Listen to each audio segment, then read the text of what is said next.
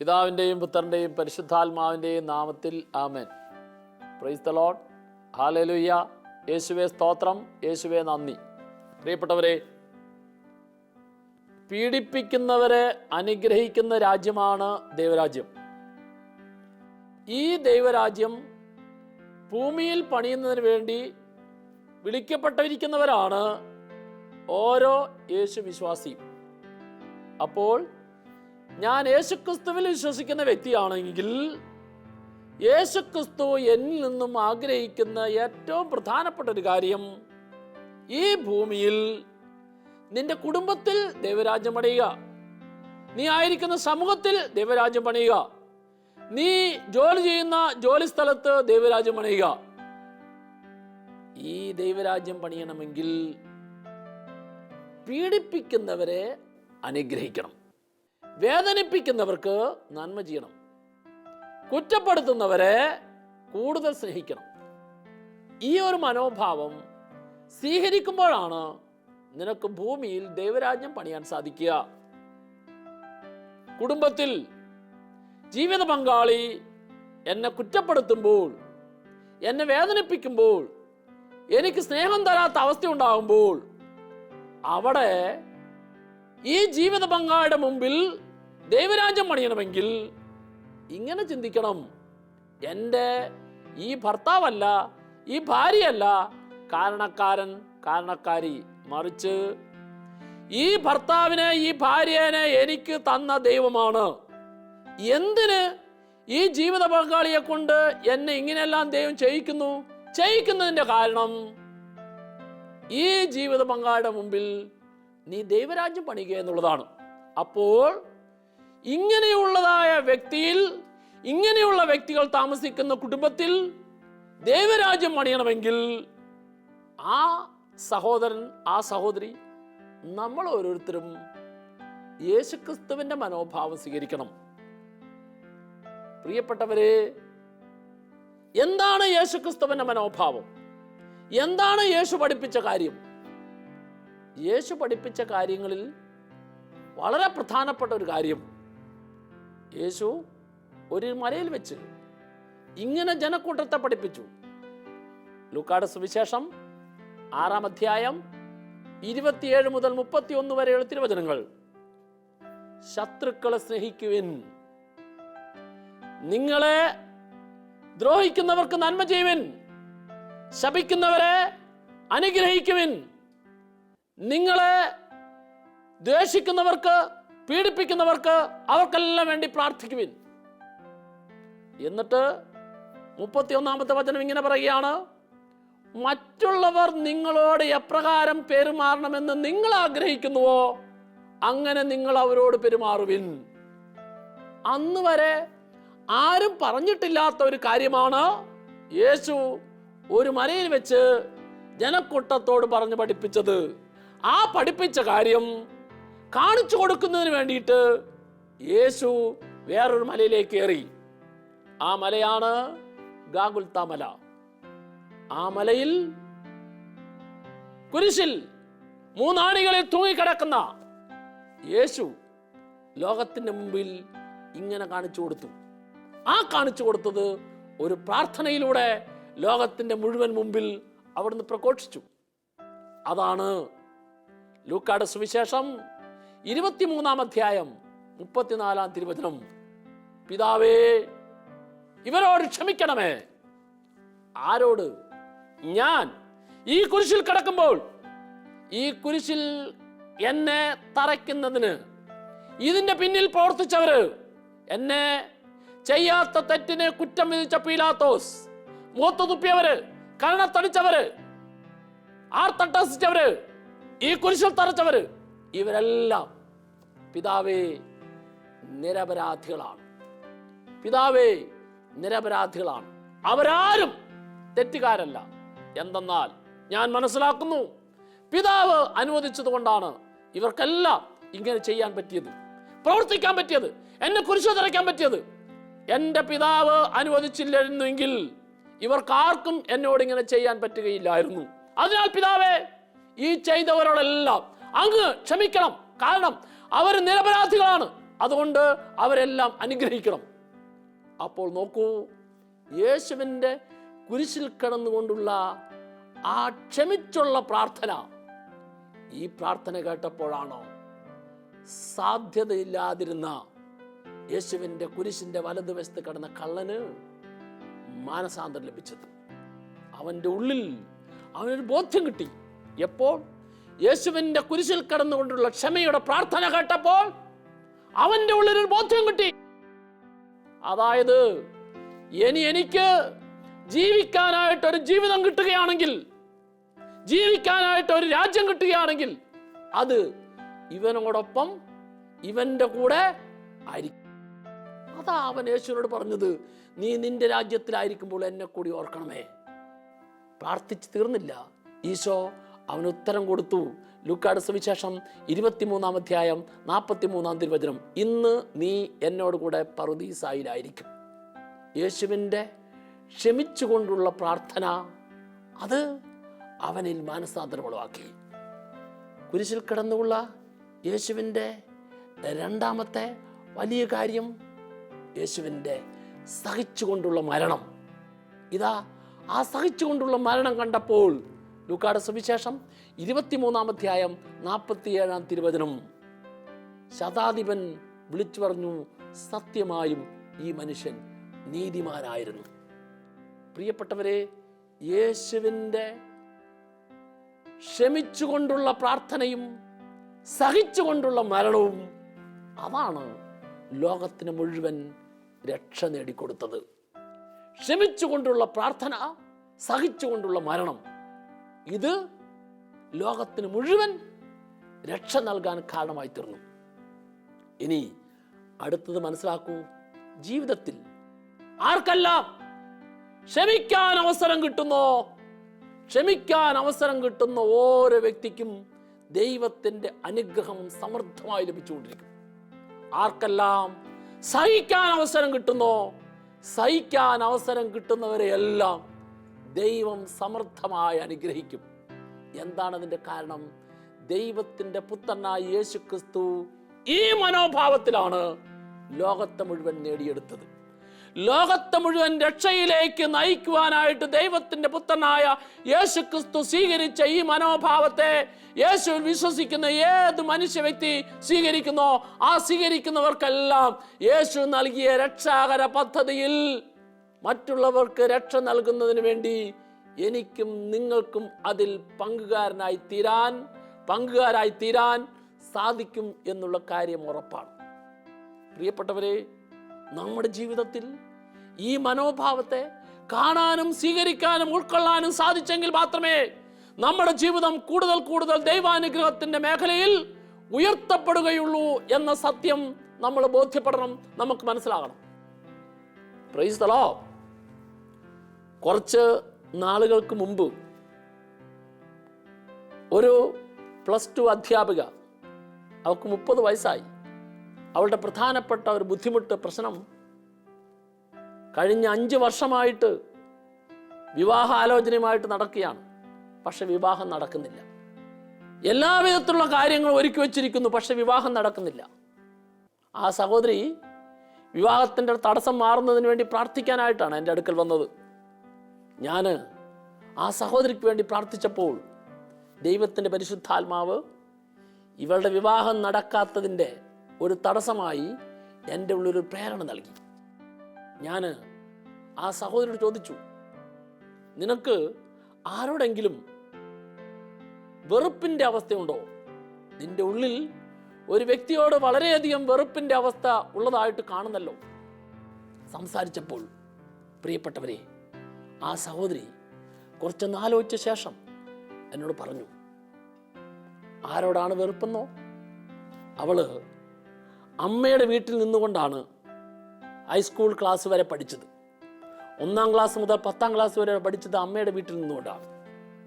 ഈ അമ്മയുടെ വീട്ടിൽ നിന്ന് പഠിച്ചുകൊണ്ടിരുന്നപ്പോൾ അവൾ 5-ാം ക്ലാസ്സിൽ പഠിച്ചപ്പോൾ അവളുടെ അമ്മയുടെ സഹോദരൻ്റെ മകൻ, അമ്മാവൻ്റെ മകൻ, ഈ അമ്മാവൻ്റെ മകൻ 5-ാം ക്ലാസ്സിൽ പഠിച്ചുകൊണ്ടിരുന്ന അവളെ പല പ്രാവശ്യം ശാരീരികമായിട്ട് ദുരുപയോഗിച്ചു.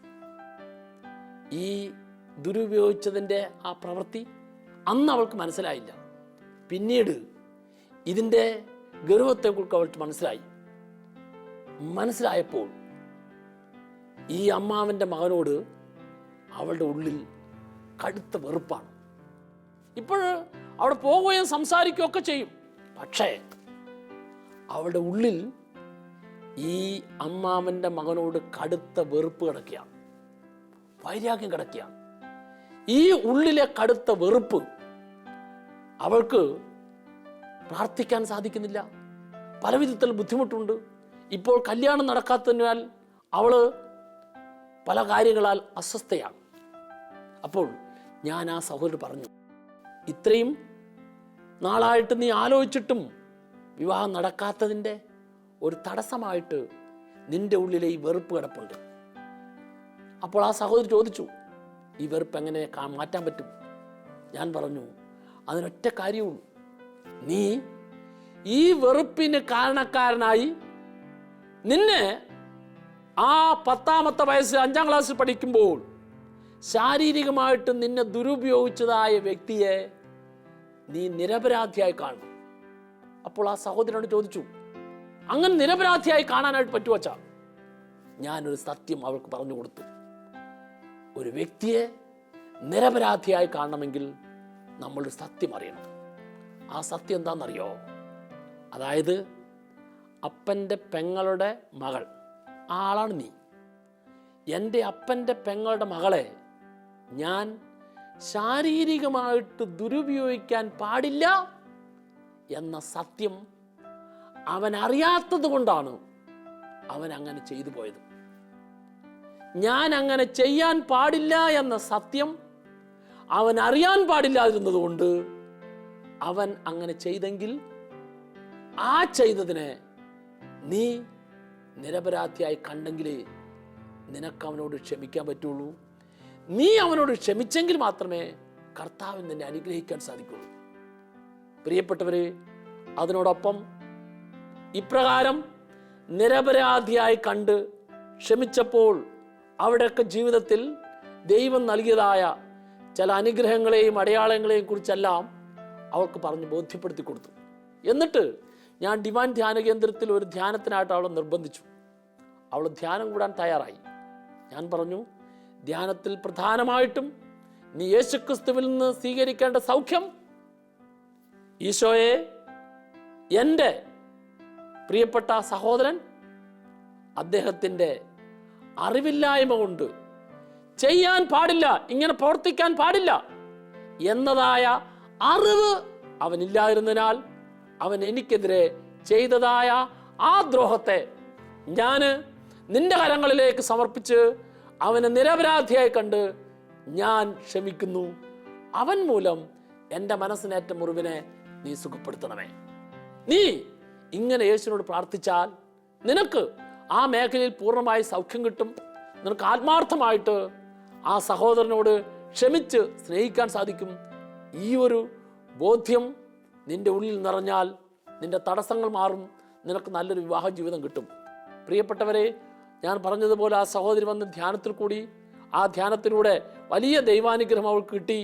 ധ്യാനം കഴിഞ്ഞ് തിരിച്ചു പോയ അവൾ ഏതാണ്ട് 2 മാസം കഴിയുന്നതിന് മുമ്പ് തന്നെ അവളുടെ വിവാഹം നടന്നു. ഇന്ന് നല്ലൊരു കുടുംബജീവിതം നയിച്ച് നന്നായിട്ട് കുട്ടികളെ പഠിപ്പിച്ച് സന്തോഷത്തോടെ ജീവിതം നയിക്കുന്ന ഒരു മകളായി കർത്താവ് അവളെ നയിച്ചുകൊണ്ടിരിക്കുകയാണ്. Price the Lord. നമ്മളെല്ലാം മനസ്സിലാക്കണം, ദൈവത്തിൽ നിന്ന് ചില അനുഗ്രഹങ്ങൾ കിട്ടാൻ, ദൈവത്തിൽ നിന്ന് ചില നന്മകൾ കിട്ടാൻ, ദൈവത്തിൽ നിന്ന് ചില ഉയർച്ചകൾ കിട്ടാൻ, നമ്മുടെ ജോലിയിലെ തടസ്സം മാറാൻ, വിവാഹ ജീവിതത്തിലേക്ക് പ്രവേശിക്കാൻ ആഗ്രഹിക്കുന്നവർക്ക് അതിൻ്റെ പിന്നിലെ തടസ്സം മാറാൻ, പല വിധത്തിലുള്ള കടബാധ്യതയിൽ നിന്ന്, നഷ്ടത്തിൽ നിന്ന്, പരാജയത്തിൽ നിന്ന്, അതിൽ നിന്നെല്ലാം രക്ഷപ്പെടാൻ നമ്മളൊക്കെ ഏതെങ്കിലും നാളുകളിൽ ആരോടെങ്കിലും വെറുപ്പിൻ്റെതായ ഏതെങ്കിലും അവസ്ഥയുണ്ടെങ്കിൽ അതിനെ മാറ്റിയെങ്കിൽ മാത്രമേ ദൈവത്തിന് അനുഗ്രഹിക്കാൻ സാധിക്കുള്ളൂ. പ്രിയപ്പെട്ടവരെ, 30 വയസ്സ് പ്രായമായിട്ടും ആ സഹോദരിയുടെ വിവാഹം നടക്കാൻ തടസ്സമായി കിടന്നത് വർഷങ്ങളായിട്ട് അവിടെ ഉള്ളിലുണ്ടായിരുന്ന ഒരു വെറുപ്പിൻ്റെ വേരാണ്. എബ്രായ ലേഖനം 12-ാം അധ്യായത്തിൻ്റെ 15-ാം തിരുവചനം പറയുന്നു, മനുഷ്യനിലെ ദൈവകൃപ, മനുഷ്യനിലെ ദൈവാനുഗ്രഹം നഷ്ടപ്പെടുത്തുന്നത് അവൻ്റെ ഉള്ളിലെ വിദ്വേഷമാണ്, വെറുപ്പാണ്. അതിനാൽ വിദ്വേഷത്തിൻ്റെ വേര്, വെറുപ്പിൻ്റെ വേര്, അത് നിന്നിൽ ഉപദ്രവം ചെയ്യും. അത് ഉപദ്രവം ചെയ്യാതിരിക്കാൻ സൂക്ഷിക്കണം എന്ന് പറയുമ്പോൾ വെറുപ്പിൻ്റെ, വൈരാഗ്യത്തിൻ്റെ വേര് നിന്റെ ഉള്ളിൽ ഉണ്ടാകരുത്.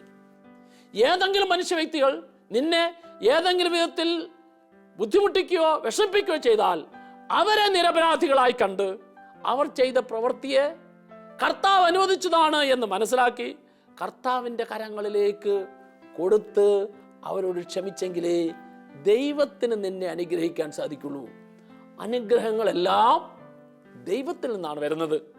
ദൈവത്തിൽ നിന്ന് അനുഗ്രഹം മനുഷ്യന് സ്വീകരിക്കണമെങ്കിൽ ഈ അനുഗ്രഹം സ്വീകരിക്കാൻ മനുഷ്യന്റെ ഉള്ളിൽ കിടക്കുന്ന വെറുപ്പിന്റെ മേഖലകളെ കർത്താവിൻ്റെ കരങ്ങളിൽ സമർപ്പിച്ച് മനസ്സിനെ ദൈവത്തോട് ചേർത്ത് വയ്ക്കണം. Price the Lord. പ്രിയപ്പെട്ടവരെ, യേശുക്രിസ്തുവിന്റെ മനോഭാവം ഒരു മനുഷ്യ വ്യക്തി സ്വീകരിച്ചാൽ അവന് എന്തെല്ലാം ലഭിക്കും, ഏതെല്ലാം അനുഗ്രഹങ്ങൾ കിട്ടും എന്നതിനെക്കുറിച്ച് ദൈവത്തിന്റെ വചനം വളരെ കൃത്യമായിട്ട് പറഞ്ഞിരുന്നുണ്ട്. ഒന്ന്, നീ ക്ഷമിച്ചാൽ, നീ ക്ഷമ ചോദിക്കാൻ തയ്യാറായാൽ, നീ വിട്ടുവീഴ്ച ചെയ്യാൻ തയ്യാറായാൽ, നിന്നോട് ദൈവത്തിന്റെ വചനം പറയുന്നു, നിന്റെ ജീവിതത്തിലെ എല്ലാ മേഖലകളിലും നിനക്ക് അഭിഷേകം കിട്ടും. ജോലിയിൽ അഭിഷേകം, മക്കളിൽ അഭിഷേകം, പഠന മേഖലയിൽ അഭിഷേകം, നിന്റെ ജീവിതത്തിന്റെ ഭാവി മേഖലകളിലെല്ലാം ദൈവാനുഗ്രഹത്തിന്റെ അഭിഷേകം. അപ്പോൾ ദൈവാനുഗ്രഹത്തിന്റെ അഭിഷേകം ജീവിതത്തിന്റെ എല്ലാ മേഖലകളിലും ലഭിക്കണമെങ്കിൽ കർത്താവിന്റെ വചനം അടിവരയിട്ട് പറയുന്നത് നീ ക്ഷമിക്കണം, ക്ഷമ ചോദിക്കണം, ക്ഷമ കൊടുക്കണം എന്നതാണ്. കാരണം അത് ദൈവത്തിന്റെ പ്രവൃത്തിയാണ്. ആ ദൈവത്തിന്റെ പ്രവൃത്തിയെ മനുഷ്യൻ സ്വീകരിക്കാൻ തയ്യാറായാൽ ആ മനുഷ്യനെ ദൈവം സമൃദ്ധമായി അനുഗ്രഹിച്ച് അഭിഷേകം ചെയ്യും. Price the Lord.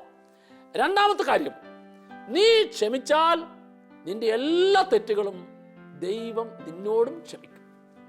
നീ ക്ഷമിച്ചില്ലെങ്കിൽ നിന്റെ തെറ്റുകൾ ഒന്നും ദൈവം നിന്നോട് ക്ഷമിക്കില്ല. അതാണ് മത്തായിയുടെ സുവിശേഷം 6-ാം അധ്യായം 14-ഉം 15-ഉം തിരുവചനത്തിൽ പറയുന്നത്, നിങ്ങളുടെ സഹോദരങ്ങളോട് നിങ്ങൾ ഹൃദയപൂർവ്വം ക്ഷമിക്കുന്നില്ല എങ്കിൽ നിങ്ങളുടെ തെറ്റുകളും നിങ്ങളോടും ക്ഷമിക്കുകയില്ല. അപ്പോൾ കുമ്പസാരത്തിൽ എനിക്ക് പരിപൂർണമായ പാപക്ഷമ കിട്ടണമെങ്കിൽ ഞാൻ അനുതപിച്ചാൽ മാത്രം, ഞാൻ പാപങ്ങൾ ഏറ്റുപറഞ്ഞാൽ മാത്രം എനിക്ക് പാപക്ഷമ കിട്ടുകയില്ല.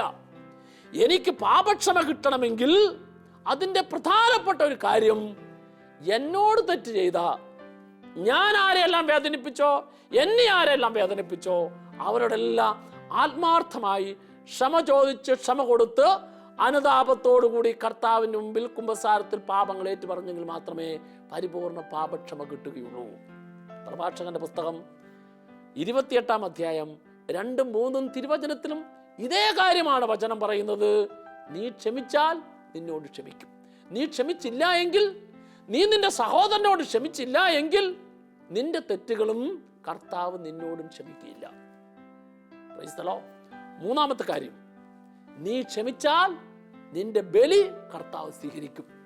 നീ ക്ഷമിക്കാതെയാണ് ബലി അർപ്പിക്കുന്നതെങ്കിൽ ആ ബലി ദൈവത്തിന്റെ മുമ്പിൽ സ്വീകാര്യമായി തീരുകയില്ല.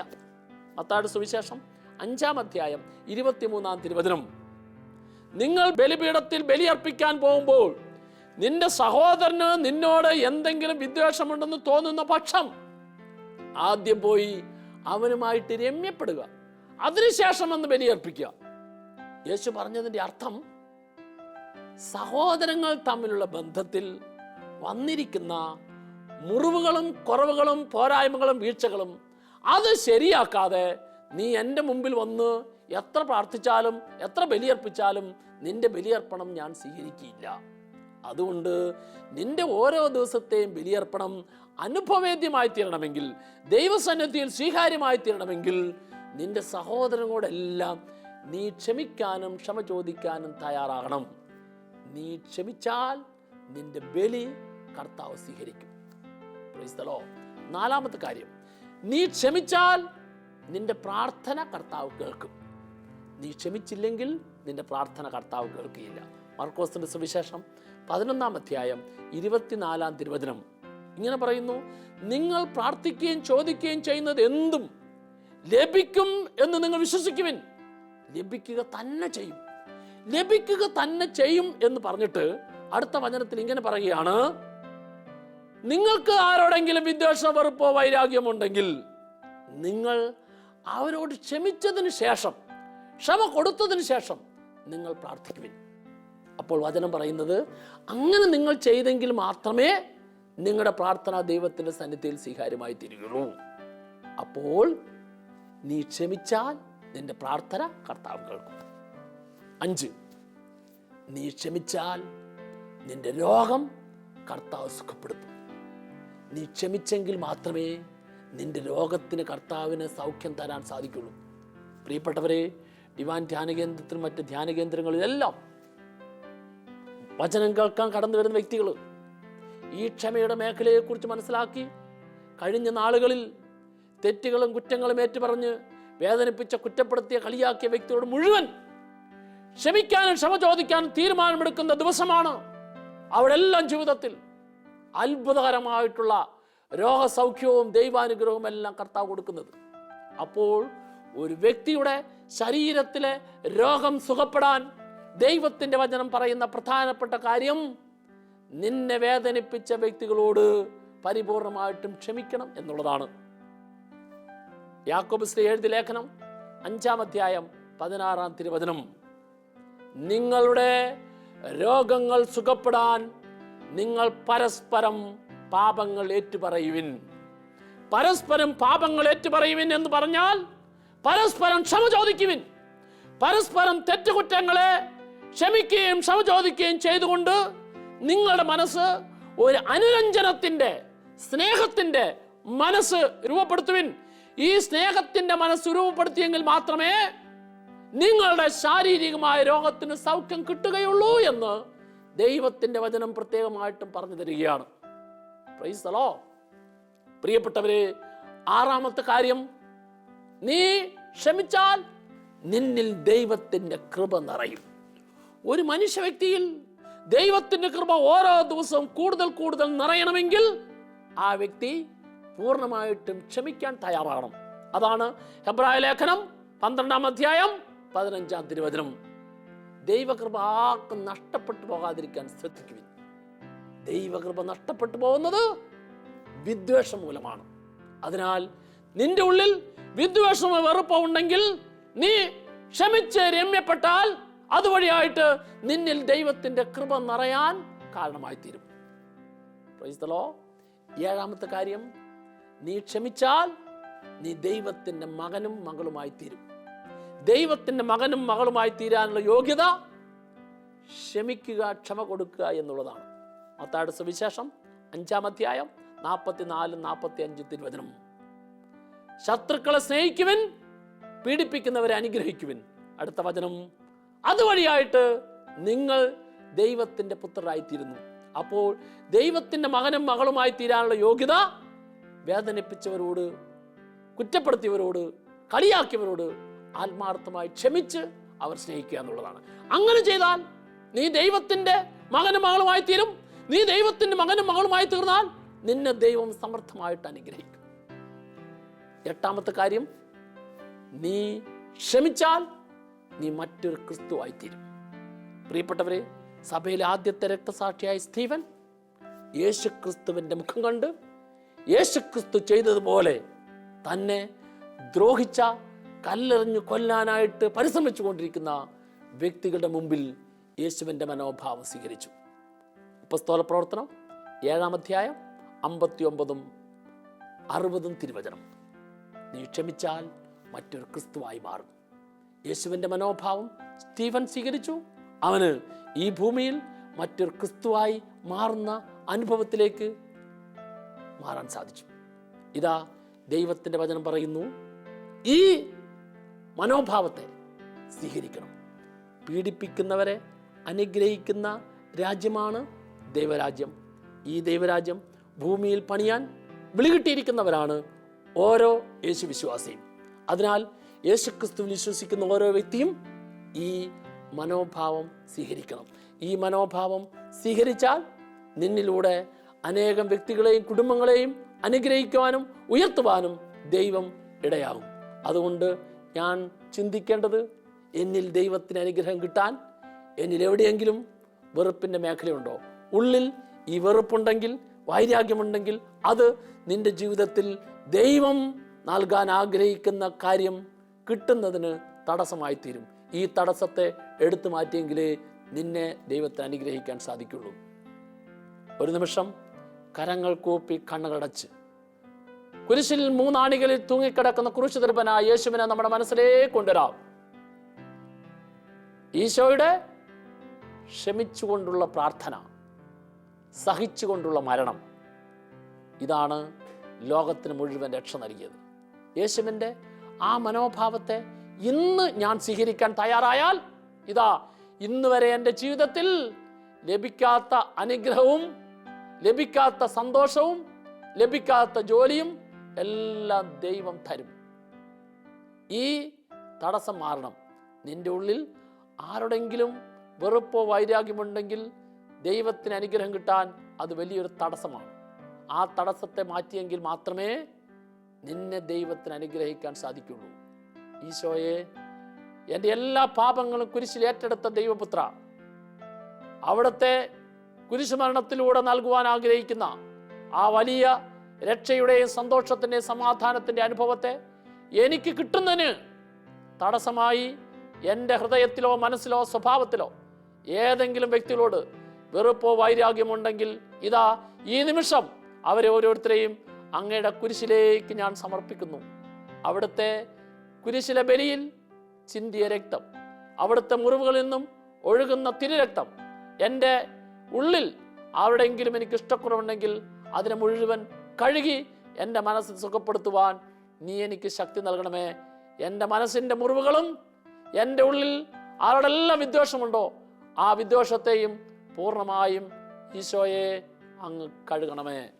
നമ്മുടെ കർത്താവ് ഈശോ മിശിഹായുടെ കൃപയും പിതാവായ ദൈവത്തിൻ്റെ സ്നേഹവും പരിശുദ്ധാത്മാവിൻ്റെ സഹവാസവും നിങ്ങളിൽ ഓരോരുത്തരിലും ഉണ്ടായിരിക്കട്ടെ, ഇപ്പോഴും എപ്പോഴും എന്നേക്കും. ആമേൻ.